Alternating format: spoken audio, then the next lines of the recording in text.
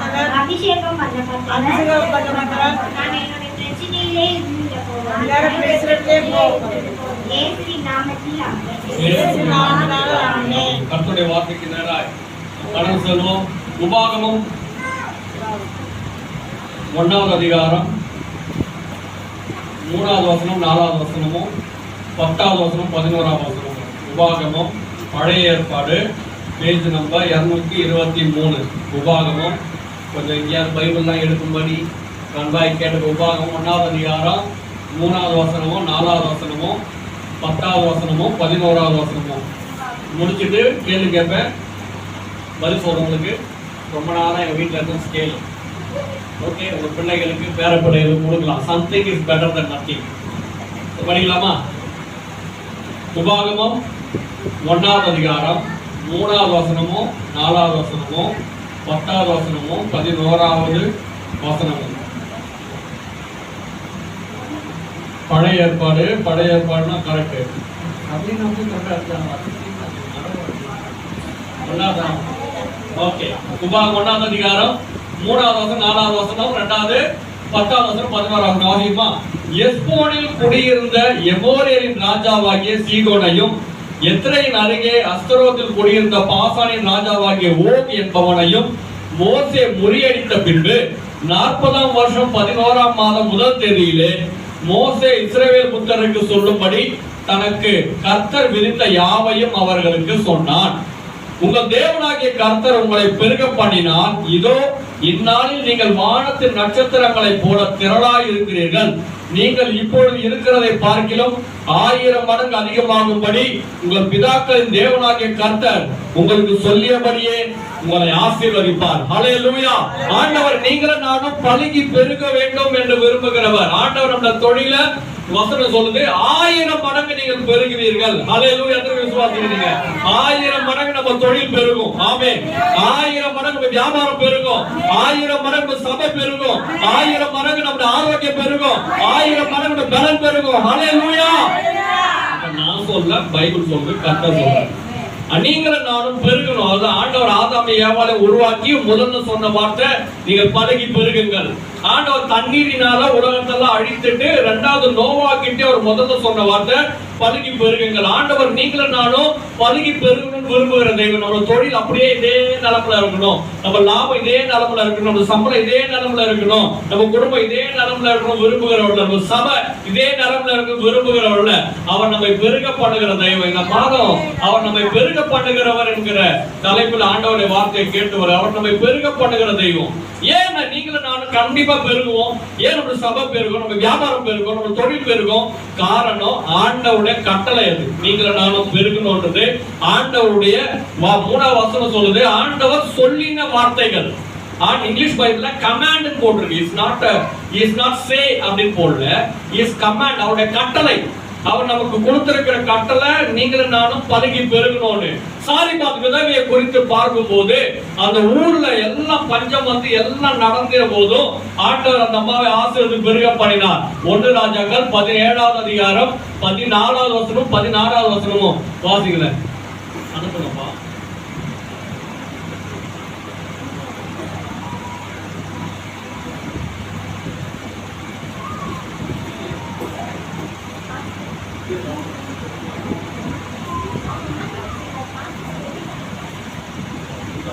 சரி, நான் வாசிக்கிறேன். 1 ராஜாக்கள் 17வது அதிகாரம் 14, 16 வசனம். கர்த்தர் தேசத்திற்கு மழையை கட்டளையிடும் நாள் மட்டும் பானையின் மா செலவழிந்து போவதும் இல்லை, கலசத்தின் எண்ணெய் குறைந்து போவதில்லை என்று இஸ்ரவேலின் தேவனாகிய கர்த்தர் சொல்லுகிறார் என்றான். கர்த்தர் எலியாவை கொண்டு சொன்ன வார்த்தையின்படியே பானையிலே மா செலவழிந்து போவதில்லை, கலசத்தில் எண்ணெய் குறைந்து போகும் இல்லை. ஆண்டவர் அந்த தேசத்துல பஞ்சம் வந்து எல்லா வறட்சிகள் வந்த போதும் ஆண்டவர் சாரிபாத் விதவைக்கு கட்டளையிட்டு இருந்தார்னு பைபிள்ல பாக்குறோம். ஆனா எலியா தீர்க்கதரிசிகிட்ட சொல்றாரு, நீ சாரிபாத் ஊருக்கு போ, அங்க ஒரு விதவை கிட்ட நான் கட்டளையிட்டு இருக்கிறேன்.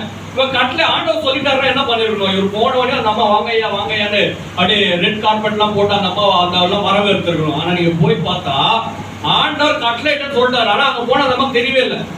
அந்த அம்மா கடைசி சாப்பாடு தான் இருக்குது.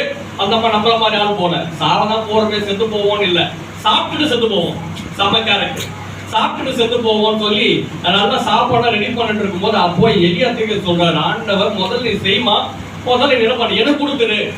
கர்த்தருடைய ஊழியக்காரனாகிய நீ கடைசி சாப்பிட்டு சாகலான்னு இருக்கிற, கர்த்தரை கைவிட மாட்டாரு, நீ எனக்கு முதல்ல கொடு. அப்ப ஆண்டவர் நிறைய நேரம் அவருடைய ஆராதனையில ஒரு பார்ட் என்னன்னா அவருக்கு கொடுக்கறது, அவர் கனம் பண்றது. இப்ப போன மாசம் எனக்கு திடீர்னு இன்சென்டிவ் ஒரு 4000 ரூபாய் வந்த போது, சார் நான் ஏதாவது நம்ம குடும்பத்துக்கு பண்ண நல்ல ட்ரெஸ் எடுக்கலாம் போது ஆண்டவர் சொன்னார், இல்ல நீ நேம் போர்டு என்ன பண்ணு, சர்ச்சுக்கு வெளியில நேம் போர்டு வை. ஆண்டவரே 4000 ரூபாய் வச்சேன், டூ வாட் ஐ சே. இப்போ கர்த்தர் சொன்னா செஞ்சிருக்கோம். இப்போ குரல் ஆண்டவரே, ஐயோ இதெல்லாம் போய் கணக்கு பார்த்தா கரெக்டா 3800 ரூபாய் வருது. அப்போ ஆண்டவருக்காக நம்ம கொடுக்கும்போது ஆண்டவர் நம்மளை ஆசீர்வதிப்பார். ஹல்லேலூயா. அப்போ இந்த வசனம் சொல்லுது, ஆண்டவர் அந்த அம்மாவை 14ஆம் வசனம் சொல்லுது, ஆண்டவர் நம்ம கட்டளையிட்டார். ஆண்டவர் உனக்கு வாழ்க்கையில என்ன பண்ணாது, பஞ்சம் போற வரைக்கும் எண்ணெய் குறையாது, உன் மாவு குறையாதுன்னு சொல்லியிருந்தார். 16ஆம் வசனம் சொல்லுது, அதை நிறைவேற்றினார். ஹல்லேலூயா. அப்ப ஆண்டவர் நமக்கு வாக்குத்தத்தம் கொடுக்கிறார், நீங்களும் நானும் பழகி பெருகுவோம், நீங்க நம்ம வியாபாரம் பெருக்கும், நம்ம வருமானம் பெருக்கும், நம்ம ஆசீர்வாதம் பெருக்கும்னு அவர் சொல்லி இருக்கிறார். அதனால அது என்ன பண்ணும், நம்ம வாழ்க்கை நிறைவேறும். காரணம், கர்த்தர் பொய்யுரையாத தெய்வம், அவர் சொன்னால் சொன்னது செய்கிற தெய்வம், அவர் சொன்னபடியே உயிர் தெழுகிற தெய்வம், அவர் பூமியில மனுஷனா வந்து பிறப்பன்னு சொன்னா அது கரெக்டா வந்து பிறக்கிற தெய்வம், அவர் வாக்கு மாறாதவர், அவர் சொன்னபடியே நிறைவேற்றுகிறவர். அப்போ இது நடக்கணும்னா இந்த வாக்குத்தத்தம் 1000 மடங்கு பெருகுவீங்கன்னு ஆண்டவர் வாக்குத்தத்தம் கொடுத்தாருல, சத்தியம் பண்ணி கொடுத்தாருல. அதுக்கு முன்னாடி என்ன நடந்துச்சுன்னா, 2 ராஜாக்களை கொன்னதுக்கு அப்புறம் தான் இது நடந்துச்சு. முதல் ராஜாவோட பேர் சீகோம். சீகோம் அப்படின்னா கன்க்ளூஷன், ஒரு முடிவுரை, கன்க்ளூஷன் முடிவுரைன்னு அர்த்தம். இரண்டாவது ஓக் என்ற ராஜாவுக்கு பேரு பெலன். நம்ம வாழ்க்கையில இந்த 2 காரியங்களும் அழியணும். கன்க்ளூஷன்னா தவறான ஒரு முடிவுரை, நம்மளே என்ன பண்ணிட்டு இருப்போம், இதுதான் இதுக்கு மேல என் குடும்பம் உயராது, இதுக்கு மேல என் புள்ள உருப்படாது, இதுக்கு மேல இது கல்யாணம் நடக்காது, இதுக்கு மேல குழந்தை பிறக்காது, இதுக்கு மேல வீடு கட்ட முடியாது, இதுக்கு மேல சபை வளராது அப்படின்னு நம்மளா என்ன பண்ணுவோம், ஒரு கன்க்ளூஷன்ல வந்துட்டு இருப்போம், இதே வச்சுட்டு இருப்போம். ஆனா தேவாதி தேவன் அந்த ராஜாவை, அந்த ராஜா மாதிரி இருக்கிற எண்ணத்தை நம்ம வாழ்க்கையில உடைக்கணும் விரும்புகிறவர். ஹல்லேலூயா. இரண்டாவது அந்த ஓக் என்ற ராஜாவுக்கு பேர் பெலன். சில தப்பான பலன் இருக்கும், சில பலன் நல்ல தானே, சக்தியா இருக்கு நல்ல தானே, ஆனா சில தவறான சக்தி இருக்கு, தவறான பலன் இருக்கும். அந்த பலன் நம்ம வாழ்க்கையில இருந்து ஒழியணும். இப்போ நம்ம இப்போ கோலியாத் இருக்க, கோலியாத் 9 அடி உயரம், அவரை பார்த்தா ஒரு நாடே அலறுது, யாரும் சண்டைக்கு வர மாட்டாங்க. அது நல்ல பலனா? அது அவர் அது வந்து கேட்ட ஒரு ராட்சத பலன், தவறான பலன். நிறைய நேரம் வாழ்க்கையில தவறான பலன் இருந்துடும். இந்த பெரும்பாடு உள்ள ஸ்திரியை பார்த்தா அந்த அம்மா கிட்ட ஒரு தவறான பலன் இருந்தது, பணம் தவறான பலனா இருந்தது. அது லூக்கா 4ஆம் அதிகாரம் 43ஆம் வசனத்துல வாசிக்கிறேன். அப்பொழுது 12 வருஷமாய் பெரும்பாடு உள்ளவளாய் இருந்து தன் ஆஸ்திகளை எல்லாம் வைத்தியர்களுக்கு செலவழித்தும் ஒரு நாளும் சொந்தமாக்கப்படாதது ஒரு ஸ்திரீ. ஏசப்பா அந்த ஊர்ல தான் இருக்கிறார். ஆனா இந்த அம்மா என்ன பண்ணலாம், தன் வியாதி, தன்னுடைய பலவீனம் மாறணும், வியாதி போன ஏசப்பா கிட்ட போவே இல்லை. ஏன் போல? ஏன் போனா நம்ம கிட்ட இருந்துச்சு, பணம் இருந்துச்சு. பணம் இருந்ததுனால ஏசப்பா என்ன பண்றாங்க, எனக்கு தேவையில்லை, எனக்கு இந்த டாக்டர் சரியில்லையா, அடுத்த கை ராசி டாக்டர் வந்திருப்பார், அவர்கிட்ட போறேன். அந்த கால் ராசி டாக்டர் வந்திருக்கிற, அவர்கிட்ட போறேன். இவங்க சொல்ற அந்த டாக்டருக்கு போறேன். காரணம் அந்த அம்மா கிட்ட பணம் இருந்ததுனால ஏசப்பா கிட்ட போன எண்ணமே வரல. இப்படி நம்ம வாழ்க்கையில சில தவறான பலன்கள் இருக்கும். பணம் நல்லது, ஆசீர்வாதமானது. ஹல்லேலூயா. நிறைய பாஸ்டர்ஸ் என்ன பண்ணுவாங்க, பணம்லாம் அது பணம் விரும்பக்கூடாதுன்னு சொல்லிட்டு அவர் என்ன பண்ணுவாரு, பையனுக்கு பேர பிள்ளைகளுக்கு எல்லாம் சொத்து சேர்த்து சூப்பரா போயிடுவாரு. ஆனா அதை கேட்டு வாழ்ந்து நம்ம என்ன பண்ணுவோம், அப்படியே இருந்துருவோம். இல்ல, பணம் ஆசீர்வாதமானது, நம்ம பிள்ளைகளுக்கு சொத்து சேர்த்து வைக்கணும். பைபிள் சொல்லுது, பிள்ளை பெற்றோரே உங்கள் பிள்ளைகளுக்கு பொக்கிஷங்களை சேர்த்து வையுங்கள்.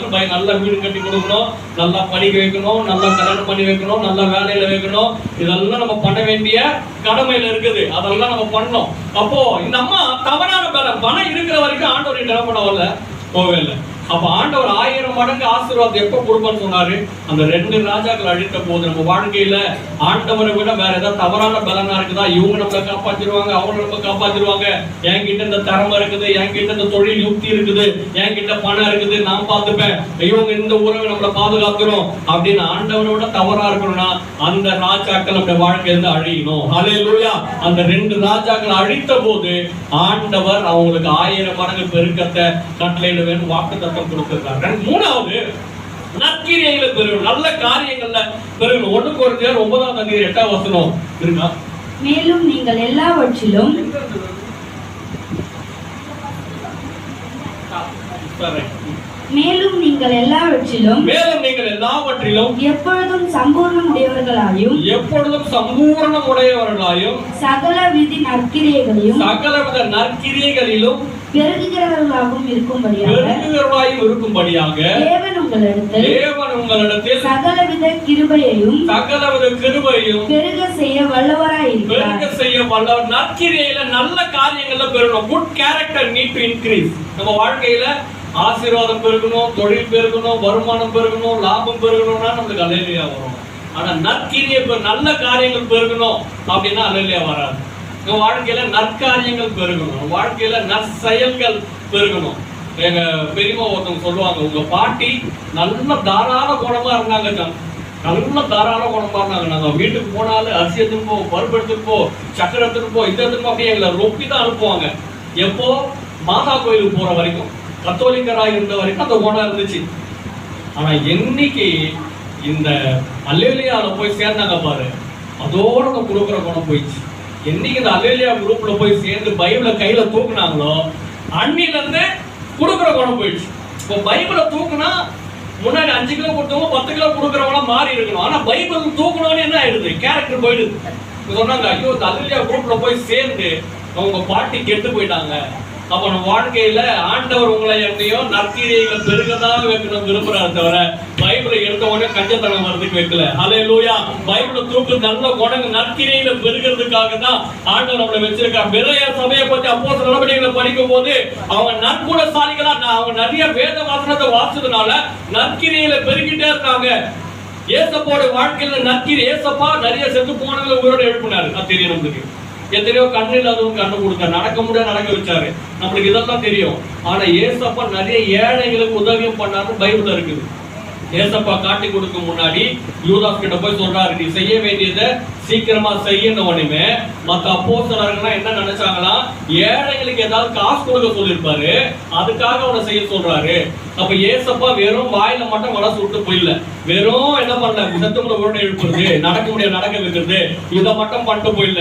அவர் ஏழைகளுக்கு கரிசனையோட தன்னால் முடிந்த உதவிகளை செய்தார். ஹல்லேலூயா.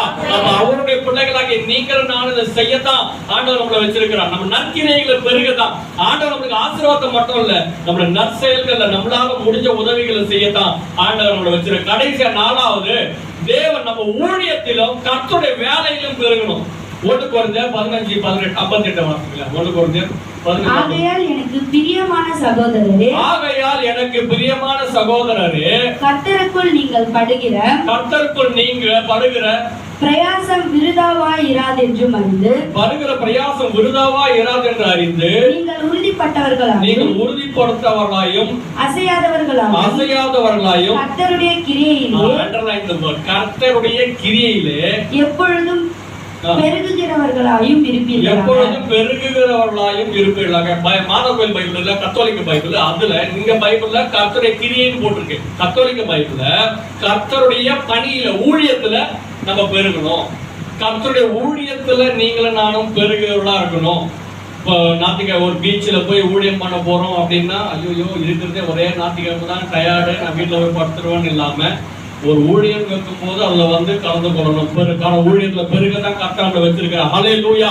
நம்ம வீடுகள்ல ஐயோ நம்மளே எப்பயும் ரிஸ்க் எடுக்கிறோம், டிவி பார்த்து ஜாலியா இருக்கிறத விட்டு வீட்டுல ஜப கூட்டம்லாம் வச்சு 4 பேர் உட்கார்ந்து டீ போட்டு கொடுத்து எதுக்கு இல்ல, ஊழியத்துல பெருகதான் கரெக்டா நம்மள வச்சிருக்கிறார். ஹல்லேலூயா.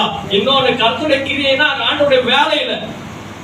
இப்ப எங்க பாட்டியோட பசங்க 4 பசங்க இருக்கிறாங்கன்னா, ஒரு பையன் ஆஸ்திரேலியா ஒரு முறை நம்ம மேல சர்ச்சை இருந்தப்போ பிரசங்கத்துக்கு வந்திருக்கிறார். ஆஸ்திரேலியா வெளிநாட்டுல இருக்க ஃபாரின்ல. இன்னொரு பையன் செக்ரட்டேரியட்ல வேலை செய்யறார், தலைமைச் செயலகத்துல. இன்னொரு பையன் கட்சியில எல்லாம் பெரிய பெரிய ஆளுங்க. ஆனா எங்க பாட்டி புதன்கிழமான அவங்க வீடு ராயப்பட்டா சர்ச்சுக்கு வேப்பேரிக்கு ஓடி வருவாங்க. எதுக்குன்னா சர்ச்சில் போய் பெருக்கிறதுக்கு. சொல்ல போனா கோடீஸ்வரி, லட்சாதிபதி, கோடீஸ்வரி பசங்க எல்லாம் லட்சாதிபதி. ஆனா சர்ச்சில் ஒரு பெருக்கிறதுக்கு, சர்ச்சில் தொடங்கிறதுக்கு ஓடுவாங்க. போயிட்டு 4-5 பேர், அவங்க ஒரு 10-15 பேரா போய் இணைஞ்சு அதெல்லாம் நம்ம சர்ச்சில் ஏதாவது ஒரு வேலைன்னு சொன்னா, ஐயோ அது எனக்கு அந்த வேலை இருக்குது, இந்த வேலை இருக்குது. மாஸ்டர் ஜான் வீட்டுக்கு பண்றதுன்னா தப்பு, அதான் பரவாயில்ல. ஆனா சபைக்கு நம்ம யாருக்கு பண்றோம்? ஆண்டவருக்கு பண்றோம். நீங்க பைபிளை பார்த்து பாருங்க. அப்போஸ்தலர் நடவடிக்கையில ஸ்தேவான் பெரிய ஊழியக்காரர். ஆனா அவரோட வேலை என்ன தெரியுமா? சாப்பிட்டு வருவாங்களா சர்ச்சில், சாப்பிட்டு வரவங்களுக்கு கை கழுவ தண்ணி ஊத்துறது ஒரு வேலை. பைபிள்ல பாக்குறோம். ஏசப்பா அந்த கேரக்டர் இருந்தது. ஏசப்பா திருவிருந்துக்கு முன்னாடி என்ன பண்றாரு, எல்லாரும் உட்கார வச்சு காலை கழுவுறாரு. காலை கழுவுனா அது ஒரு பெரிய, அது வந்து வெறும் பிரசங்கம் மட்டும் பண்ணிட்டு போல, அந்த காலை கழுவுது ஒரு வேலைக்காரன் பண்ற வேலை. ஆனா அதை என்ன பண்ணிட்டாரு, அதை பண்றவரா இருந்தா. நம்ம நிறைய நேரம் என்ன நினைச்சோம்னா, ஊழியன்னா நின்று பிரசங்கம் பண்றது, பைபிள் காலேஜ் போறது, அதெல்லாம் ரைட்டு, நல்லது. ஆனா இதுவும் நம்மளுக்கு, நம்ம சபையில ஒண்ணு பண்றோம்னா அது கர்த்தருக்கு பண்றோம். ஹல்லேலூயா. ஒரு ஒட்டனை அடிக்கிறோம், ஒரு பெருக்கிறோம், ஒரே ஒரு சின்ன அரேஞ்ச்மெண்ட் பண்றோம். அப்படியே ஒரு சின்ன பொண்ணு வரும், பார்த்தா எல்லாம் அந்த அம்மா இருக்கிற இதெல்லாம் ஆஃப் பண்ணி விட்டுருவாங்க. நம்ம போர்டுக்குள்ள லைட் எல்லாம் பண்றோம்.